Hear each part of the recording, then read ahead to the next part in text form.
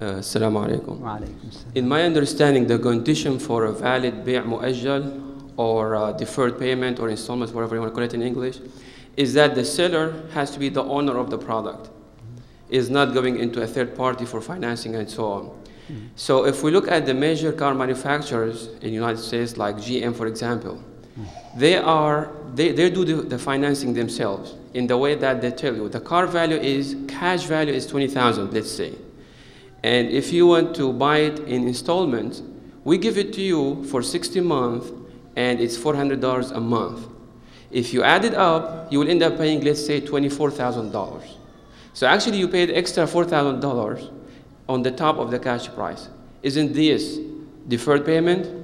Now, we can argue, how did they calculate the extra $4,000? Let's not care about it, because they could have calculated it in a way that they say, okay, 2.9 financing or 5.9 or whatever they say. But I don't care. What I care about is someone is offering me a car, a cash price $20,000, or installment 60 months for $400 a month, which means at the end I will be paying some extra $1,000. Can we think of this as بيع مؤجل? The condition here, the way I look at it, is this: the dealer is out of the picture once we sign the contract. There is no one making interest on the way. It is the manufacturer, which is the owner of the car, and it is the buyer. Can we think of this as deferred payment?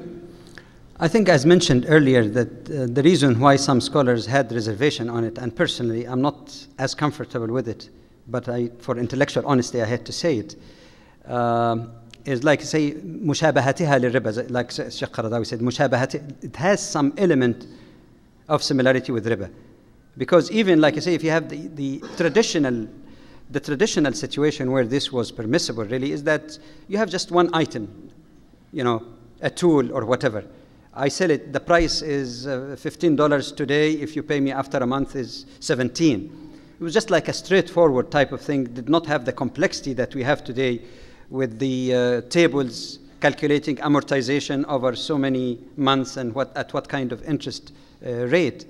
So I think what you said shows or confirms what I'm more inclined to, that the difference is very hazy, and I would rather not personally get into this kind of dealing, especially, like I say, if I don't have to get a $20,000 car. I can save, I can go buy with a good used one until I'm able to pay it for cash. I'd feel more comfortable, but I don't impose what I prefer myself on everyone else. But it has some similarity.